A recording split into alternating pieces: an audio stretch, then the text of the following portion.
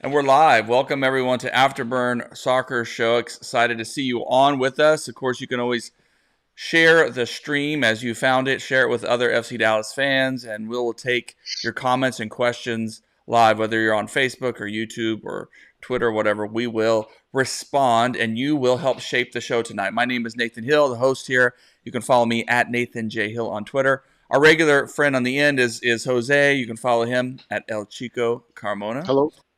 And welcoming us is an old friend of FC Dallas fans everywhere. And of course, and of the show, he was on an episode of the show way back when we were with Big D. Was excited to welcome him back on, that he could take some time out on this Monday evening. Welcome our friend, longtime commentator for covering FC Dallas, Steve Davis. You can follow him there at Steve Davis90 on Twitter. Howdy, boys. I think it was on more than once, but I guess a couple of them weren't too memorable. So, Well, I don't whatever. know. We'll see. Maybe you're right. It's been a while, and I've had a couple of beers since then. So No worries, no worries. Yeah. Well, welcome. We got a lot to get into, and it begins, of course, with this loss on the road as FC Dallas traveled to New Jersey against the New York Red Bulls, going down 2-1 in a rain-soaked, pretty miserable-looking affair out there. One of those grueling sort of matches. Jesus Ferreira, the positive, he found his opening goal of the 2024 campaign. It was good to see him get the start after some injury time out. And a great little free kick that at least give a shout for FC Dallas to get back into it. But unfortunately, the Red Bulls were just too dangerous and took their opportunities and were able to claim that 2-1 victory, their home opener for the season. Let's just start with just reactions from this match. I like, too, that we have a couple days to let it settle, and maybe some of the more intrusive thoughts are out of the picture, and we can look at things maybe a little more objective. So, Steve, what did you think about this match, from this performance from FC Dallas? Yeah, you're right. Tough conditions, although New York seemed to do okay in it. We had a little on a radio broadcast. We had a quick little debate about what's a worse condition. And for me, 32 degrees and rainy is just about the worst. Owen Newkirk said snow is worse. I thought, no, come on, rain is miserable when it's that cold. So, the game itself. Look, it wasn't a good performance. I think in some ways it might have been better than the Montreal home loss. Montreal, by the way, not a bad team at all. I think Right. they proved that yesterday. I said that after I watched them do a number on Orlando at first, and then with the Dallas result. So that whatever that was a week ago. On the New York game, look, there's just a lot to talk about in terms of is it a really bad result? It's not a good one, but are there enough mitigating factors that maybe you hover your hand over the panic meter, but you don't start pounding it just yet? That's sort of that 35,000-foot view, and I know we'll get into the specifics then. Yeah. Jose, your thoughts from the match? I have to agree with everything Steve said, and a difficult place to play. I mean, I know we all were hoping for points or something, but Dallas has never won at New York Red Bull Arena, and the weather didn't help, and all the injuries just made it, poured more mystery on top. I mean, I like the lineup. They on paper it looked like a solid lineup, but everyone could see where the weaknesses were in that lineup. And so while I think most of us fans are upset for the loss, we shouldn't be surprised by it, in all honesty. And that's my opinion on that. Well, here, let's go ahead and jump to this clip from Nico, because I did see this got a little bit of chatter from folks hearing Nico's response and how the game played out. Well, and maybe before we do that, we can talk about the game state. Tumasi, was that a good call of a penalty on Tumasi? Steve, what? It wasn't the worst call I've ever seen. It wasn't the best call I've ever seen. I don't know that there was a lot there. Lewis Morgan is a clever player, and when he got in, okay, first of all, if you get inside position in that moment, okay, right there, you're playing with house money, right? So he got inside position, came up up on his shoulder that gave Lewis Morgan the opportunity to go down. I don't know if it went down easy or if Emma Tomasi is that strong, but when you put your hand on the shoulder, you give the opportunity to make that call. Have I seen a lot worse inside the penalty area that wasn't called? Yeah, I have. But it's hard to find too much fault with it. Emma was put in a bad. Emma was in a bad position, literally, but he was asked to do something. We asked him on Friday at training, "Have you ever played right center back?" And he said, "No, I never have." Remember, I'm not defending him here. And sometimes people, I've got a buddy that says, "You love Emma Tomasi, you never criticize him," and that's not true. But remember, he was a wing back, converted to an outside back, and now asked to play a center back. It's difficult. So penalty kick, probably yes. Okay, Jose. Well, I agree with what Steve says, and at the same time, to exasperate the fact that Emma is not a center back. I mean, the wing back is Paul Areola, who's not really going to offer a lot of help on the defensive end, to help protect him. At least in my opinion. I mean, I'm sure Paul's okay defensively, but playing wing back, I would say that's not his strength. You combine both of them on that side together, it's just tough. I mean, and as far as the penalty, even if you think it's a 50-50 call, it's in New York Red Bull Arena. It's very likely, that call is going to go against you on the road, and you shouldn't be surprised by it because at the end of the day, it looked like a legit penalty to some people, and enough for it to be called. And we all knew it. We all kind of groaned and said, "Oh, man," no one really argued it. It's one of those, the more you watch, especially in this era of video assisted review, that if the referee hadn't called it, I don't think they would have gone back and called the penalty. I think they would have said, "Oh, there's just not enough," But because he called it, I think they could go back and look and go, "Well, there was contact. He didn't make a gross and obvious, or whatever they call it, an obvious error." So Clear and yeah, obvious. it was one of those difficult realities that and of course and Emma was a little bit. Well, I think it's harsh for the second goal to blame it all on him. The whole team was way up in the field, and it was just a fast break, and Emma couldn't get in Fast position. break with the wing backs failing the track back. Yeah, just which we've seen before. Tough night for him. Tough night, and he's bounced back before, but definitely not putting him in the best position to succeed, perhaps. Yeah, look, on the second goal, I think there's a lot of blame to go around, and I keep hearing this thing about wingbacks not tracking back. The other day it's Paul and Dante. Before that, it was Bernie and Dante. And fair enough, those are young players, though, guys. There are other players that aren't tracking back. Not to single anybody out, but every week I watch teams when the ball gets behind them. They got 7 or 8 guys just busting their ass to get back. It's not just the wingbacks that aren't tracking back. I'm just going to kind of say it here. Liam Fraser, if you go back and watch the goals, he's jogging back on some of the goals for FC Dallas this year. But no, I don't know why people keep signaling out the wingbacks when those guys have to get back too. Yeah, agreed. Good point. And by the way, Jesus Ferreira, bad turnover. So let's just make sure let's make sure we're sort of parsing out the blame fairly here, because I love Jesus. He's a great player. He's not sharp right now, and he made a mistake. So we got to call that too. Our buddy Hoach there checking in on the stream, saying hi, Dad. Okay, that's one of his little things he does. I mean, Steve's right though on the turnover. And I think he's right that no one's really called out the fact that Jesus turned the ball over and just showing rust. You got all this missed time. You're gonna have a high quality player. It's still going to show that rust at times and inopportune times, and it was hard to watch. But kudos to New York for taking advantage of it.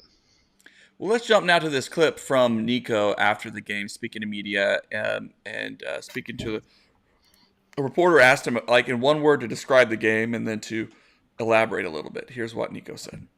If you were going to describe this game in one word, what would it be and why? Unfair. Why? Because I think playing away with how we did it, with the personality that we show after conceding the first goal, and having the control of the game in the second half, and we just lacked a little bit on the final third to link some plays and some of the crosses and that we had to score the goal, and we were a little bit unlucky with the second goal. Unfair, unlucky. Now, Steve, I know you've been to a lot of post-game calls. I've been to a number now in my short time reporting on following FC Dallas and stuff. Coaches are very diplomatic. They're never going to come out in the media, or very rarely, maybe Peter Vermes has and stuff, and blast their players. You know, it has to be a really poor performance for the coach to come out and do that. So, but when this quote came out in Tom Bogert's and Steve Reuter's or Jeff Reuter's article in The Athletic today, there was a little bit of folks feeling like Nico was looking at a different game than the rest of us when he says we controlled most of the game and things like that. I saw a coach trying to help his team land softly, encourage his team when things didn't go their way.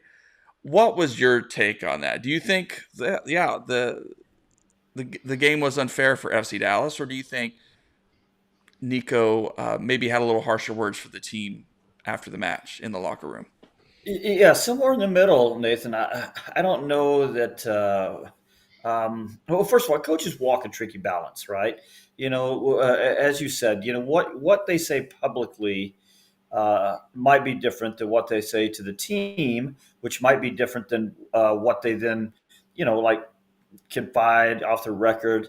Nico's a smart guy. He knows when things aren't going well and when things are going well. But Nico also has a little bit of a different view in terms of understanding that we could sit here, guys, and list 5, maybe 6 starters that weren't available, including some very important ones. So in Nico's view, what he saw was a team that's missing 5 or 6 starters, and he's thinking, hey, a couple of one 50-50 penalty call, notwithstanding, we walk out of there out of miserable place, miserable conditions, a place we've never won. We walk out of there with the point. And you would be hard pressed to argue that. Now, on the other hand, I think what happens is you go back to the Montreal game. If they'd won that game against Montreal, even drawn against Montreal, you'd have taken the New York game and sort of you could excuse it, you could dismiss it as a one-off. But I think when fans hear Nico say that the other day, understanding, well, it was a late win against San Jose, then a home loss against Montreal, and then they didn't look particularly great up there. That now he's moving things around, and maybe Nico could have read the room a little bit more there. But again, I go back to a long time ago, a coach of a really bad team. He was always coming out in the press saying things just like that. Oh, guys, we're right there. We did this, we did that, and he pulled me aside later. He's like, no, guys, of course I see it. I know that we're struggling, but he's told me, but if I don't believe in them, who is going to? Mm-hmm. If I don't show them publicly, I believe in you, who is going to? Yeah. So you sort of run it through that filter as well. We got an interesting comment here from our buddy Hoach, and for you directly, Steve. And he said autocorrect messed it up. Did you get their El Matador scarf on the last game you worked? Does that? I did not. Was I supposed to? This is like they sent it up to the press box, but never got confirmation. So, somebody absconded with my scarf that I was supposed to get. I demand a full scale investigation of this. I will get to the bottom of this. We'll find out. Yeah. No, that's sweet. I'm sorry. I didn't get that. Yeah. Yeah. He also writes, so we're just upset because this formation is supposed to increase shots on goal, but it's been flat out of the gate. So alarm bells starting to ring for fans. And And to be fair, even in a 4-3-3 or whatever, what they had last season, there were plenty of flat starts as well. Sometimes it's like they'd have to get scored on to go, oh, hey, we have a game to play here, and it's a disappointing thing, but also a very mental thing. And I'm not sure what the solution is for this team other than having that vocal leadership like an Ilara Mendy back on the pitch. What do you think? The solution is patience, because every season the offense is always the ones that get going last. It's easier to get your defense organized, but your attack, especially when you're shuffling in missing pieces who haven't really played much together, it's going to struggle, and it's going to continue struggling. Yes, we have the talent, but that talent hasn't played together significantly enough to build any kind of rapport with each other, and that's going to hurt. And the defense needs to shore up and keep us within a goal for this team to have a chance, because I think we all agree that we'll have a very dangerous looking attack come midseason. But this early, with everybody still coming back from injuries, missing time, it's going to be a rough watch. A lot of stuttering, a lot of inconsistency, and it's going to take time for everyone to gel. And a lot of new guys. I mean, Kamungo, Sealy. I mean, this is a huge. There's going to be a learning curve with those guys as they continue to grow at this level. Yeah, for sure. Not only learning curve with the young guys, but guys now coming into the lineup who are very important. Peter Musa's now he's got 2 starts, so now you start seeing some of that chemistry develop that you were just talking about. Jesus Ferreira, look, I did call him out for the mistake, but what are you going to do? You got to play the guy. You have to play him. He doesn't get a preseason. You don't have that luxury now, so he's too important to the team. You have to let him get out there and get the fitness and shake the rust off. That's just what it is. You have to do it. Paul Arriola, I think they needed him to play in that underneath position, in this 3-4-2-1 that they're playing. There's 2 forwards that sit underneath the high striker. Nico actually calls them number 10s. He calls them 2 number 10s. They needed Arriola in there because they really didn't have a creator. Nobody else further up the field outside of Iaramendi could really create anything up there. So now that we have Jesus, clearly he can create. Now Paul Arriola has to go back out to the wing where he hasn't trained at all in the preseason. They played him as the 10 all preseason. So that part is moving around. Now you've lost Iaramendi, so now they're adjusting there. So, it's I'm really not making excuses, but you can sort of see some mitigating factors here. Now, I think a question you could fairly ask is, as they're doing all this, could they just be a little bit more pragmatic? Could they be a little more practical in the way they're doing things? Now, Nico wants to. He's committed to the system. By the way, the system is the one that Columbus uses. This is Cincinnati. This is something I think that Tata Martino probably wanted to do at Miami. He just didn't have the personnel right now. So other teams are using the same system. This is not anything. This is Brighton. This is Bayer Leverkusen's about to win the Bundesliga, which never happens, and it is this system. So this can work. So the 2 questions you ask are, do they have the personnel for it right now? And then while they're adjusting, should they just be a little bit more practical? I wondered the other day, you've got a giant up there. You've got Peter Musa. He knows how to fight for balls. Should they have just in the bad conditions? I know it's not something they work on in training a lot, but can you just throw a few more balls up to him and just try to scrap out one more goal, get the point, and then go back home and work on your formation after that? Yeah, those are questions. And you also have this other reality now in this modern era of Major League Soccer, which is Peter Musa is a huge signing for FC Dallas. You look around the news, and Portland's going out and getting a legit big-time signing. Inter Miami seems just be able to easily recruit for some reason. I don't know why. Like, they have a really famous player on their squad. Other clubs are going out and are signing big as well. So it's not like, hey, we may have missed someone like Musa last year, but other teams are getting reinforcements, and so the bar just keeps getting higher. And so it's a tough situation in the league and for FC Dallas when they thought just maybe this one piece will get us over the next. No, it's not going to just be that. They're going to have to keep building and looking for that spark and those folks to step in. And I'm right now inside in the sun. The sun is hitting me perfectly here, so it's nice and natural. Where are you in the world that the sun is shining so brightly? It's pitch dark California. where I am. I'm on the West Coast, Oh, and okay. I daylight didn't know savings that. time. Boy, I tell you what, this is Nice. good to know. I wondered about it if my I'm gonna have to adjust something. But anyway, let's talk about that right wingback position. We've seen 3 different starters. Steve? What's your take? Is Paul Ariel? Is it going to be his job to lose, or or are we still going to see a rotation until they can settle it down?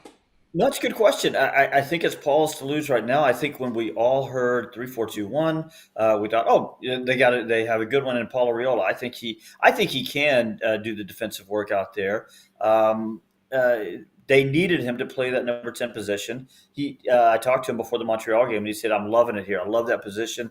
I can go back out to the wing if they need me to, but I love playing that." And then, sure enough, Jesus comes back in lineup, and he goes right out to the wing. Well, just like I said a while ago, he hasn't had a match there all preseason. He was playing the other position, so I think it's fair to give him a mulligan. I don't think he was particularly good there the other day, but I think, as a matter of fact, I think one of the reasons maybe he didn't really have an impact offensively. I think he was actually trying to stay back and help Emo over there on that side a little bit. And it's also a side that Liam Fraser plays, and Fraser's got his assets, but I don't know that he's terrific in terms of covering a lot of ground. So Paul's got a lot of defensive responsibilities, and not to mention the fact that's exactly where Red Bull went. Forsberg, he usually plays left for them. The other day he tilted inside a lot more, but they had Lewis Morgan over there. Morgan's a good player. They got Tolkien over there. Tolkien's a good player. So between that triangle, man, there's a lot going on there. And if you saw the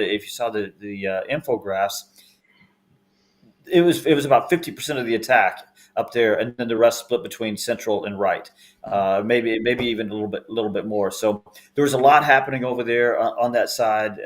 Paul didn't really get up the wing a lot, but the other thing is in order for a wing back to get up the field, you got to establish a little bit more possession in midfield, and Dallas didn't really do a great job of that. So I don't really know, guys, if it's fair to judge Paul's abilities as a wingback in this formation off that one match.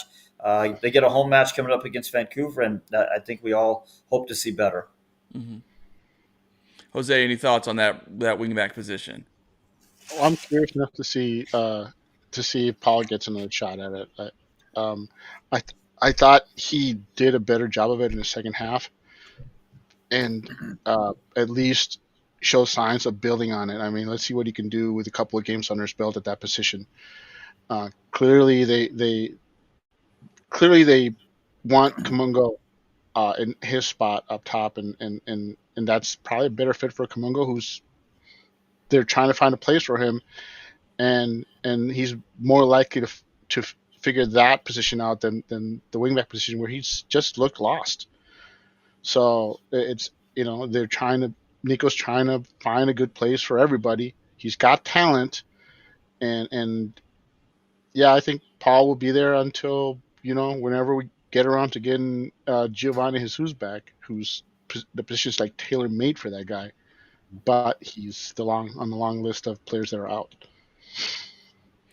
Here's another good one from our buddy Hoach there. Ideal lineup and formation if every single player is healthy, which seems one of the challenges right now. I think this formation is made to get the most out of Ilar Mendy, and so when he's out, you really don't have a plug and play player in that caliber. Few teams do, of course. Mm-hmm.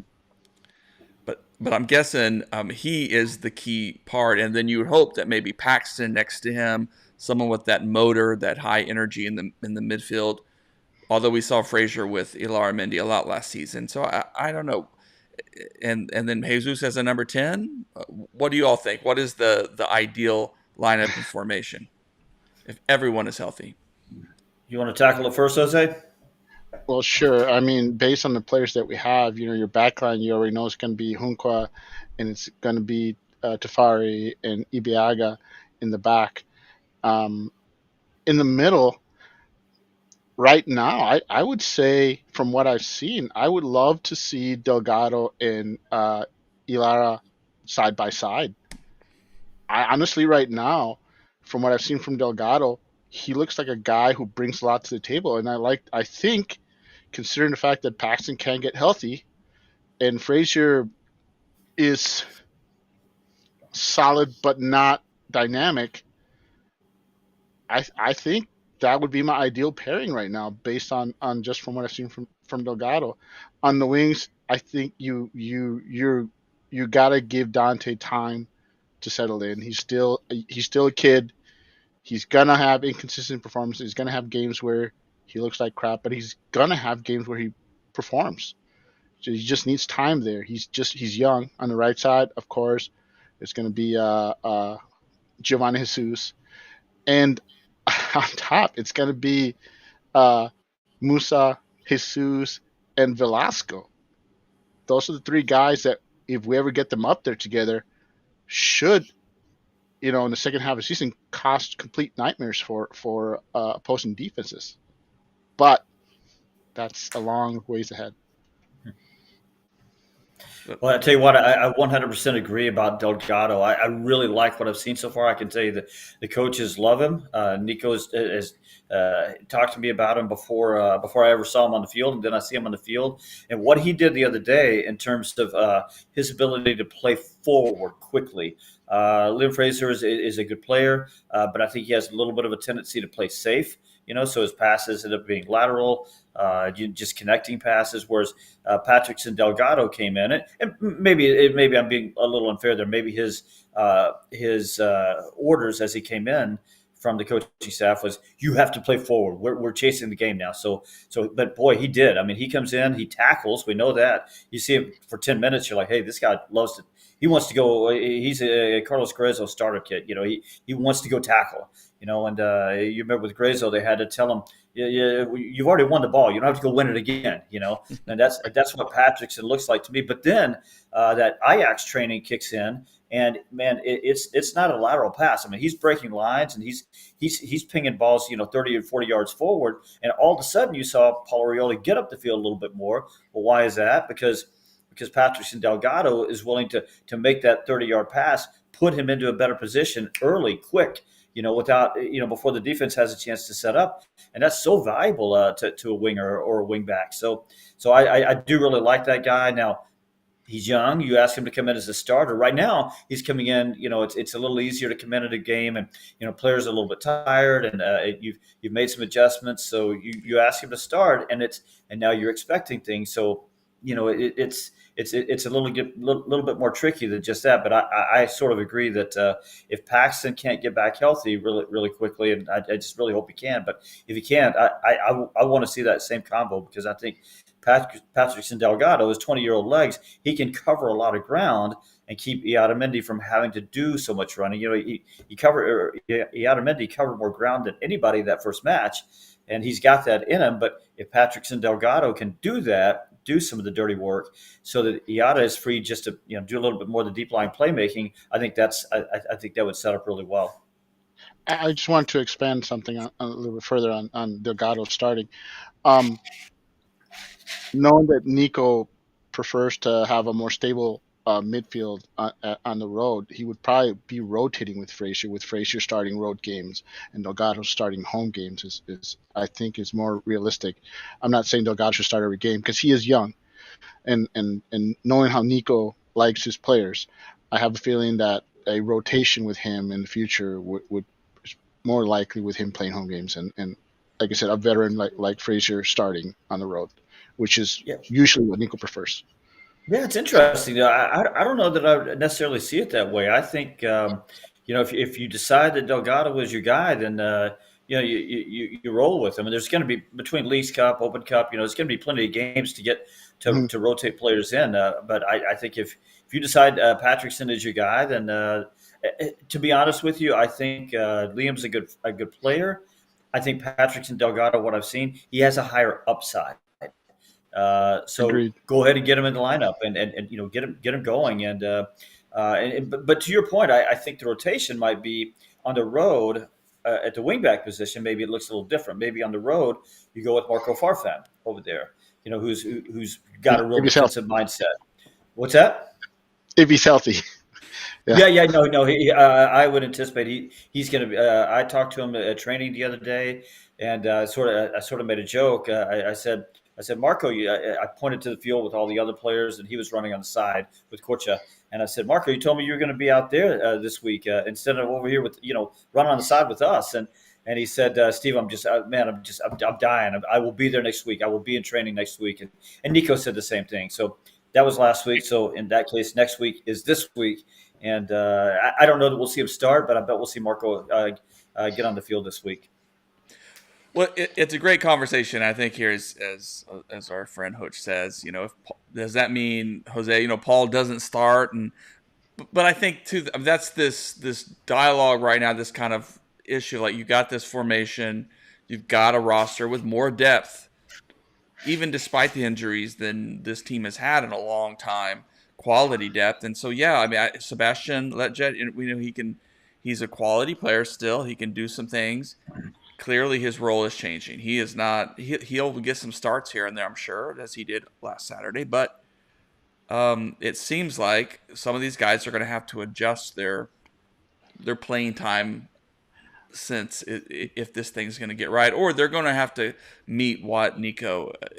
Because for me, I would always say, I would love for Paul to win that starting wingback job and claim it. And then when Giovanni Jesus is healthy, or whoever, that they have to fight for it. I mean, that's what a coach wants, right? So I think there'll be minutes for everybody. But well, I just wanted to answer that and say Paul starts until Velasco and Giovanni Jesus get 100% healthy and in form. That's a long ways away. We're talking near the end of the season.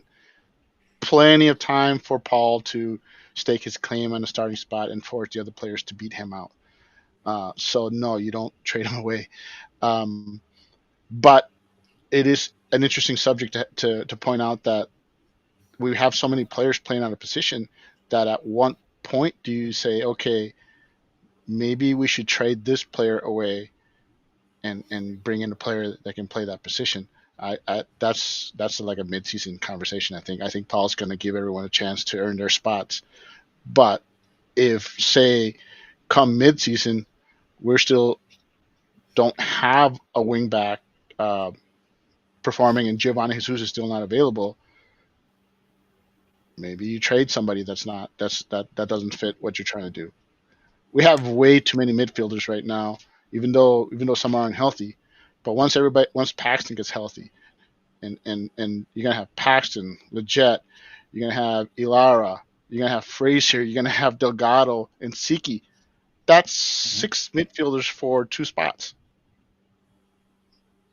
I wouldn't be shocked if someone gets traded for depth at other positions, namely center back or wing back. Well, good stuff. We're going to start to wrap up. Our last question of the night is just as FC Dallas prepares to welcome Vancouver, who is going to be a tough out. I don't know if there's a team other than Austin that looks like a struggling team that doesn't have some quality in all over the place. And Vancouver seems to have gotten stronger a bit. Still don't know if they're going to be what that means for them postseason time. But it's an important match. FC Dallas really needs these three points. As you said, folks are maybe that, Steve, that's the image. You're hovering over the panic button. You're starting to get a little uncomfortable, but not quite sure. Get a win this weekend, 6 points from the opening 4 matches. Hey, slower start to the season, but you can start to build something. So I think it's a very important match. What do you want to see this weekend, Steve, from FC Dallas? The team, the simplest thing is the team just has to play a little better than they did in the last home game. Where they just, I'll just tell you, I think Montreal really has something going. I think Laurent Courtois has something going up there. Kokoro, the striker, got a goal, his first goal the other day. Man, that guy, I think he's going to be terrific. I think they've got that midfield that they have. Anyway, so you sort of take that game and say, well, Dallas played a stinker. There was a tough team. You got Vancouver coming in. The problem with Vancouver is that Vancouver always seems to be the bogey team that comes in here that you think that's the team Dallas can really beat, and then somehow they pull the points out. They did it 2 or 3 years ago by scoring like the 98th minute, one of the latest goals in the history of the league. I think maybe that was just a tying game. So what needs to happen is they've got to have a few more offensive ideas. And while they're creating these offensive ideas, how Jesus and Peter Musa can play together, the thing that I will say, and I said this on a post-game show, is that this new system was created with more offense in mind, and that's fine. But there's a cost. There's going to be a cost to trying to add offense, and that is, we see it already. In 3 games, they've given up 5 goals. That's a lot higher rate than they have in the 2 years under Nico Estevez. So you ask what has to happen? They have to find ways. Excuse me, guys. They have to find ways to continue to create offensive, to find offensive ideas without suffering too much cost going the other way. And so far, they haven't really done a good job of either of that. They got to get the offensive ideas, but also have that rest defense. That was always what it was under Nico before. It was very structured back behind the ball, so that if they lose the ball, they can defend or delay immediately. They've lost a little bit of that. So they just have to keep finding the balance in there. And I think they can find it. They just got to get a few more healthy bodies, and I think it'll be easier to find. Mm-hmm. Jose? I'm not looking forward to this match at all. Vancouver, people forget they were a playoff team last year, and they're off to a good start this year. I mean, yes, they had to settle for a draw at home against Charlotte, but they went to San Jose and walked out of there with 3 points, winning 2-0. They played like they always play against Dallas. They play that low block. You welcome you to have possession and try to hit you on the counter, and they go for the point on the road late, and they did that against San Jose. They scored 2 goals past the 74th minute, and in a game where they had 39% possession and only had like 8 shots on but 4 of them were on target. So that's going to be the game plan. They're going to come here. They're going to say, "Hey, Dallas, we dare you to break us down, and then we're going to hit you on the counter, and we only need to score 1 goal, and that should be enough for us we're solid enough defensively to keep you out of goal." And that's what the game plan is going to be. It's going to be a hard watch, and it's going to be Dallas being put to the test. You got to have to figure out how to break down Vancouver, and if you want to avoid allowing them to at least walk out of here with a point, because Vancouver will be more than happy to do that. They'll be happy to come here, stagnate everything, take their shots, and if they don't get them, they'll be happy to walk out of here with a 0-0 draw. Well, we'll leave it there. We appreciate everybody, all the hosts, for all your comments, and everybody else watching. And of course, we will be posting the audio from this wherever you find podcasts. You can look up the Afterburn Soccer Show and subscribe and listen on the go wherever it is that life leads you. We also want to plug our Steve's Substack site with some excellent articles and commentary already. The Texas11.substack.com, and that's 11 is in the Roman numerals. So yeah, check it out. Subscribe there and see what Steve is up to as he's reflecting on this team and bringing that perspective that only he can. I have no idea what this last comment is. If we lose against Vancouver, it'll be a terrible time for Nico, considering it's dozen egg night. I don't know. Is it some kind of is there a dozen eggs like promo? The first 1,000 fans get a dozen eggs. So, I mean, that would be interesting. It's news to me if it is, but we'll that would be an unusual promotion. All right. Well, thanks everybody. Thank you, Steve. Thanks, Jose. Good night, everyone. Thanks, guys. Good night.